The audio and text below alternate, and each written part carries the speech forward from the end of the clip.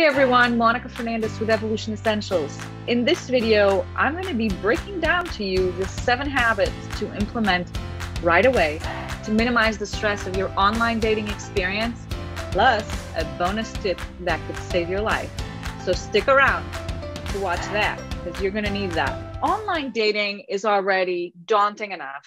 And I want you to think about these things. You don't have to do them if you don't want to, but I learned a lot with over 5 years of online dating. And the number one habit to implement right away is Googling the images of your prospective person that you're meeting, or that I would say that you're meeting, because if you're going to do that for everybody that you look at, you're going to just waste time and time and time. Save the photo on your computer, on your desktop or your laptop. I'm sure that there's a way to do it on your iPhone or your Android. I'm not sure. Drag the photo, save your image as to your desktop or whatever, or your download folder, then drag it to Google Images. So open your Google browser, then hit the tab that says Images, and then drag that photo onto there. If that photo is in a lot of different places with different names, most likely the photo that you're Googling is a fake profile. There's a lot of catfish out there.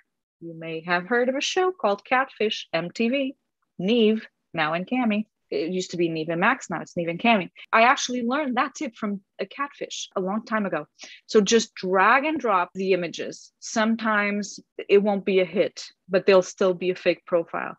And you just have to really just dig deeper. If you are able to do background checks, if you have, the information of the person that you're meeting, that would be great. That would be fantastic. If you can find them on social media, usually people have profiles on Facebook. And if they have a lot of friends and a lot of posts, usually that's a legitimate profile. That would be a good option to also Googling or searching for their identity. You really want to make sure that that person that you're meeting is going to be a real person. Number 2 habit to implement is dress accordingly. At the beginning of online dating, I didn't really know what I should be wearing. Should I be wearing a business attire? Should I be wearing something a little bit more revealing?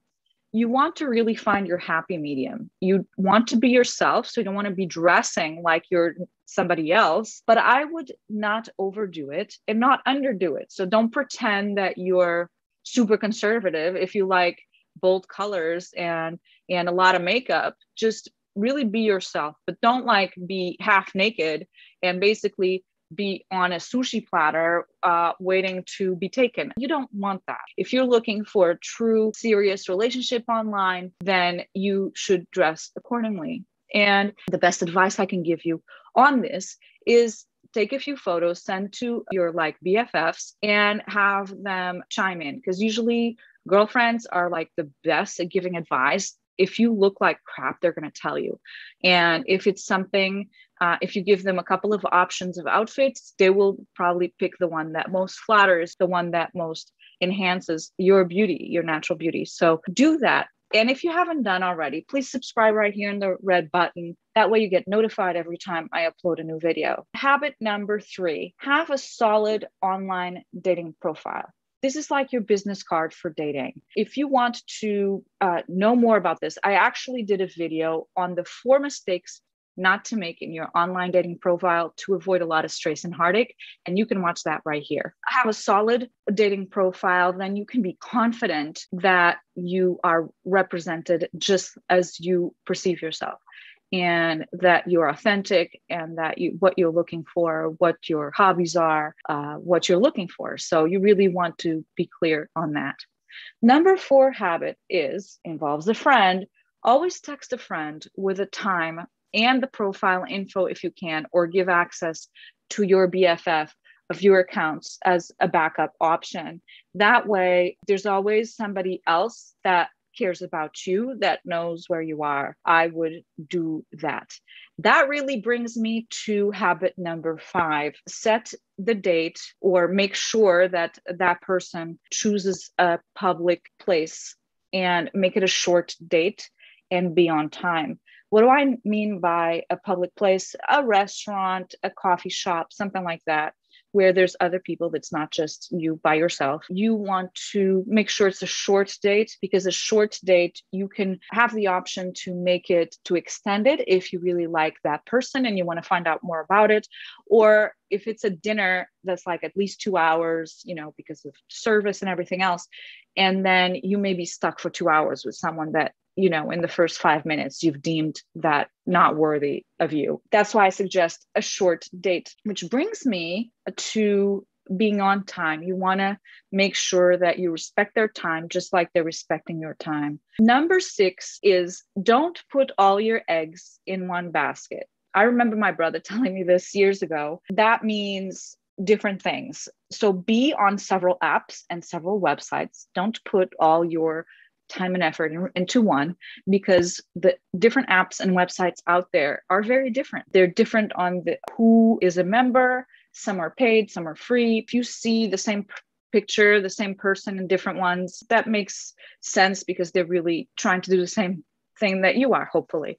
As well as don't discount the fact that you may meet someone outside of the online dating world. You may meet somebody by accident or serendipity, or somebody may introduce you to someone. And then, you just put all that stuff on hold if you want to date that person. Okay. I actually I know this online dating is really stressful. So I talk about the stress of online dating for a woman in her 30s and 40s right here in this video. You can watch that next. The number 7 habit to implement right away to minimize the stress of your online dating experience is take breaks if you need to. It's really easy to get overwhelmed, and you want this experience to be a good one, and you don't want to cause more stress than it already does. So make sure that you can suspend your accounts if you want to, because you're hounded by emails every day, multiple times a day, and it really can be distracting. So make sure that you take breaks and you really allot your time on how much time you're spending on checking these profiles and talking to people. You have to sift through. It's like a sifter. You want to make sure, everything that doesn't work is sifting, and then only the treasure is going to stay there. So you really want to make sure that you don't burn out and you don't overwhelm yourself, and taking breaks is okay. Don't beat yourself up about taking a break. It's okay. You're allowed. This is your life. You're the boss. You're independent. You really don't need anyone. You're whole and complete on your own. But if you are looking for a partner to share your amazing life with, then you can take a break if you feel like this is too much. And this online dating stuff is just crazy, because it can get crazy, you guys. It really can. I took breaks several times because I was either dating somebody and I really didn't want the craziness of all the emails and texts and all of these things. Or I met somebody off the site and by serendipity. Make sure that you honor yourself by checking in and seeing if you are needing a break. I have one bonus tip, and this one can save your life, and that is do not use your phone number. That's right. What number are you going to put in? You're going to use a phone app. If some of these sites want your real phone number, make sure that that phone number is not shared. That when somebody asks you for a phone number, they can text you off site or off app, that you give them a text app generated number. You can generate a number based on your location, so it looks like a real number, but it doesn't have any of your personal information attached. And this can really save your life. In one of my videos, I did mention how someone was able to find my home address with just my cell phone number and my first name.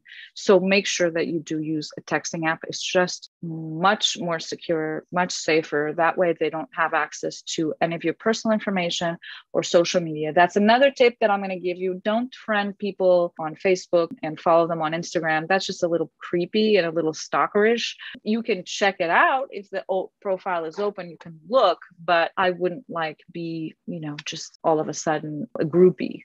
You want to make sure that you find somebody, and that once you're really trusting that person, then that information can be shared if you want, but you don't have to. Absolutely not. Follow your intuition. I know that I'm not the best sometimes of following my intuition. I got into a bunch of situations that I should have watched for the red flags seriously, that including being catfished and all of these things.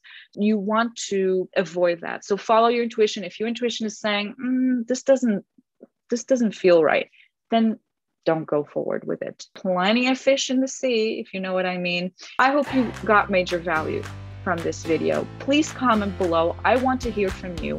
If you have any online dating stories that you want to share with us and our community, that would be fantastic. See you in the next video. Thanks for watching. Don't forget to subscribe and share with your friends. See you next time.